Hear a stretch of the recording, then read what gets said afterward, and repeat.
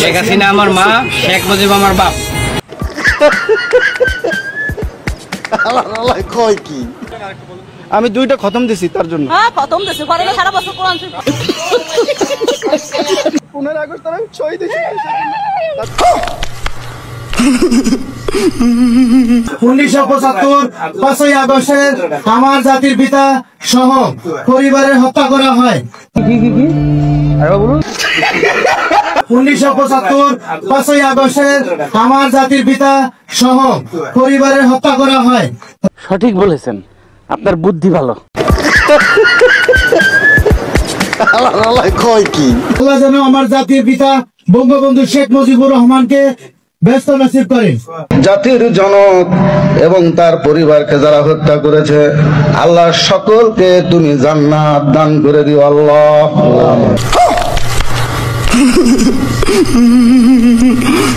রাজাকার বাহিনী হত্যা করে মা বেগম ফজিলাতুন্নেসাকে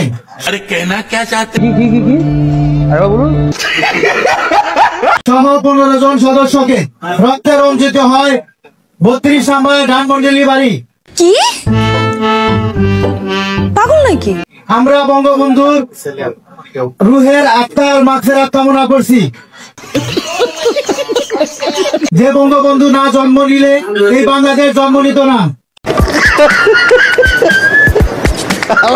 কয় কি যে বঙ্গবন্ধু জন্ম না নিলে এই বাংলাদেশে আমরা স্বাধীনভাবে কথা বলতে পারতাম না।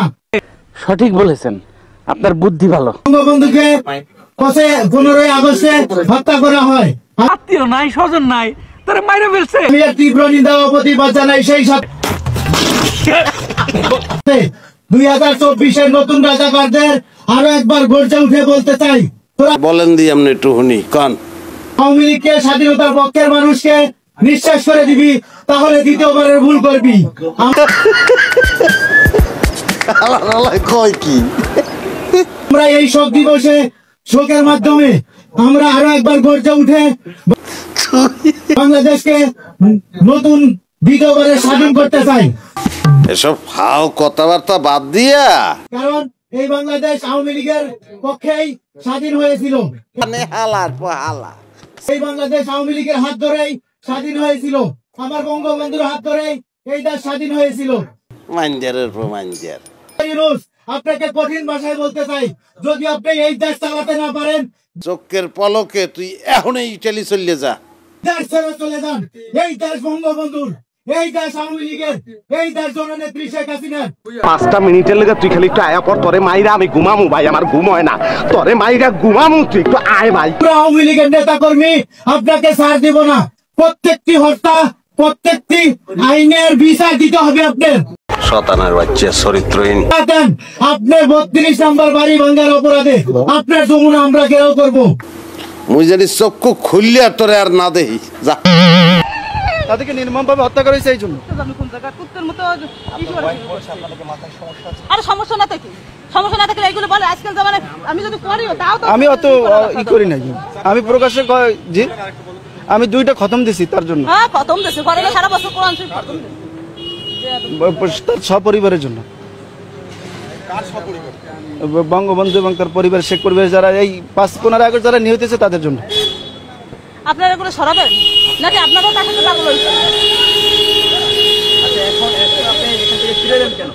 আমাকে ঢুকতে দিল না, ঢুকতে দেয় না, আমি তো গেছি, পুলিশে বাধা দিছে। আমার নাম মাওলানা ওলিউল্লাহ। পিরিজপুর থেকে আসছি। পিরিজপুর থেকে আসছি। আমি থাকি ঢাকা, আসছি কিছুদিন আগে ঢাকা এক জায়গায় থাকি। তো আমি তাকে খুব ভালোবাসি, বঙ্গবন্ধুকে খুব ভালোবাসি। আমার তো নাইমে যেতে ইচ্ছে করতেছে। আপনি নাকি গাড়ি নেবেন নাকি নাইমে যেতে?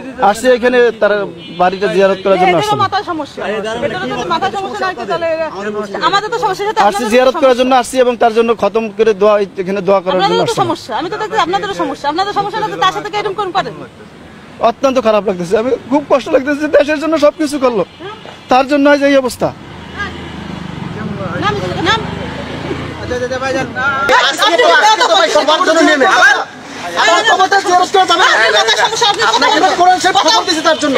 দেশের জন্য জীবন দিয়েছে, তার খবরটা যদি জিয়ারত না করা যায় কে পারবে?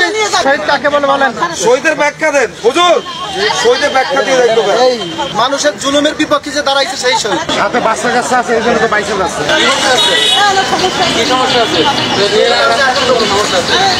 আপনাকে বঙ্গবন্ধু যে দেশের জন্য সবকিছু করছে, বাস তার জেহাদ করতে দেবেন না আপনারা। আপনারা তার কাছে জেহাদ করতে দেবেন না। এই দেশের জন্য সবকিছু করলো, এই দেশের জন্য যে সবকিছু করলো, তার খবরটা জেহাদ দেওয়া যাবে না আজকে। আমি তার জন্য কোরআন শরীফ খতম করছি। আপনি কি জিয়ারত করতে এসেছেন? হ্যাঁ, আমি জিয়ারত করতে আসছি। আমি বঙ্গবন্ধুর জন্য কোরআন শরীফ খতম করছি। মাফ করো আল্লাহ। কথা বলো না তুমি। আপনি কি পাগল হয়েছেন নাকি? একদম মাথা নষ্ট হয়ে আমি বঙ্গবন্ধুর 15 আগস্ট বঙ্গবন্ধু শেখ মুজিবুর রহমান এবং তার পরিবারের 15 সদস্যকে নির্মমভাবে হত্যা করা হয়, যে কারণে 15 আগস্টকে আওয়ামী লীগের নেতাকর্মীরা বিশেষ শোক দিবস পালন করে থাকে। আর 15 আগস্টেই বিএনপি সভানেত্রী খালেদা জিয়া তার জন্মদিন পালন করে থাকে, যে 15 আগস্ট খালেদা জিয়ার জন্মদিন। এটা নিয়ে বিএনপি এবং আওয়ামী লীগের মধ্যে কিছুটা বিরোধ আছে।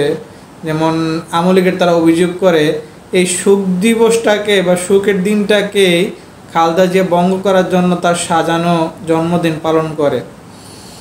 তো সাজানো হোক আর যেটাই হোক, জন্মদিন কিংবা মৃত্যুদিন কোনোটাই কিন্তু ইসলামে বৈধ না।